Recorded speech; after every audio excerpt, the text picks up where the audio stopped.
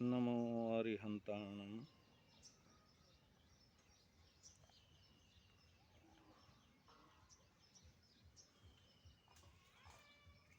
मैंने एक निबंध पढ़ा था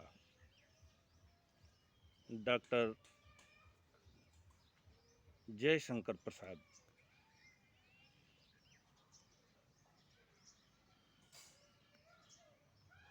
डॉक्टर जयशंकर प्रसाद जी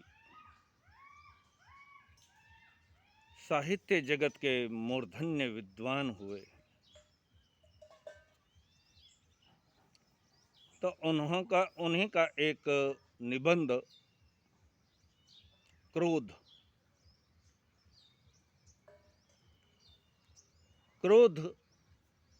के विषय में लिखते हुए कहते हैं कि अगर तुम्हारे धर्म पर,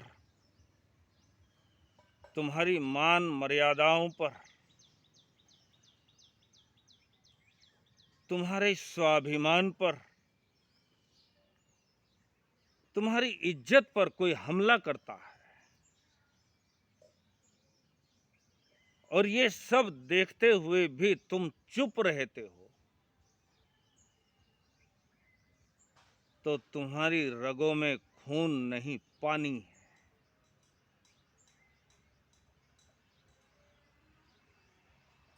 ऐसे समय पर आदमी को क्रोध करना चाहिए।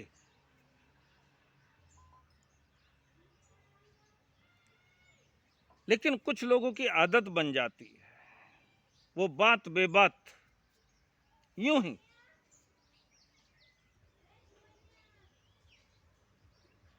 जैसे क्रोध करना उनका जन्म सिद्ध अधिकार है,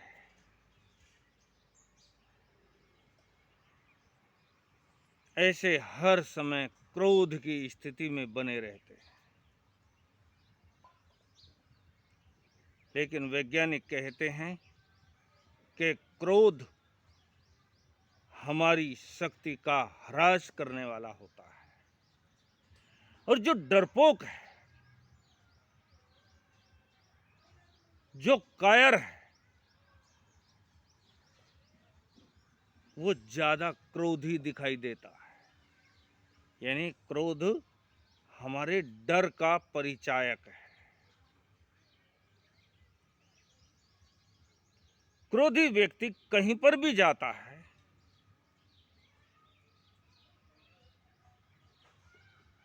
तिरस्कार का, अपमान का पात्र बनता है। क्रोधी व्यक्ति को कोई इज्जत नहीं देता। जो शांत है, विनम्र है, एक दूसरे की इज्जत करने वाला है, तो हर कोई उसका आदर मान करता है, उसकी इज्जत करता है। लेकिन क्रोधी व्यक्ति की कोई इज्जत नहीं होती। क्रोधी व्यक्ति सोचता है कि मैं बहुत बड़ा हो गया।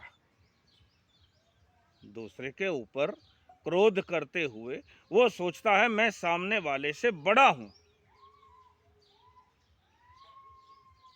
लेकिन वस्तु स्थिति तो ये है कि क्रोधी व्यक्ति उस व्यक्ति से छोटा होकर के रह जाता है, अपनी शक्ति का ह्रास तो करता है,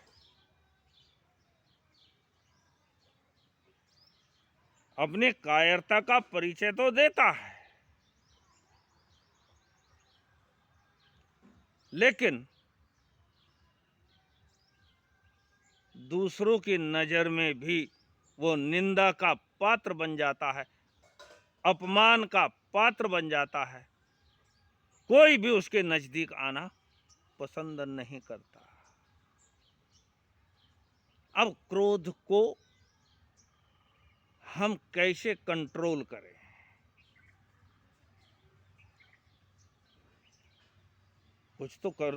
कुछ क्रोध तो हमारी शारीरिक कमजोरी के कारण होता है।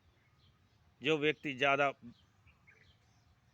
बीमार अवस्था में होता है, शारीरिक दृष्टि से कमजोर होता है, ऐसे व्यक्तियों को देखा जाता है कि वो ज्यादा क्रोधी होते हैं। लेकिन कुछ लोग मानसिक कमजोरी के कारण भी क्रोधी होते हैं। तो ऐसे लोगों को चाहिए कि वो अपनी समझ को मजबूत करें। मैं क्रोध क्यों कर रहा हूं, उसके पीछे कारण क्या है। मेरी बात नहीं मानी, आ गया क्रोध।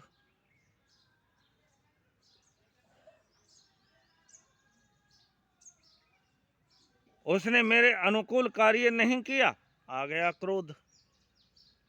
लेकिन अगर व्यक्ति थोड़ा सा रुक करके ये विचार करे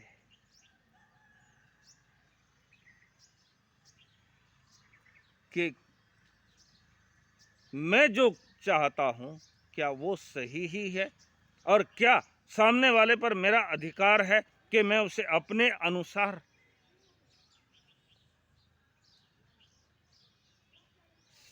सामने वाले को भी समझने का मौका मिलना चाहिए।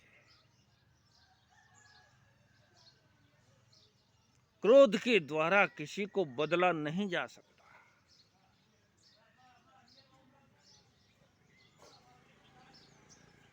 ऐसे कुछ समझदारी के सूत्र हैं जिनके द्वारा क्रोध पर विजय प्राप्त की जा सकती है, और क्रोध पर विजय प्राप्त करते हुए हम शारीरिक दृष्टि से, मानसिक दृष्टि से, आध्यात्मिक दृष्टि से मजबूत बनते हैं। ओम शांति।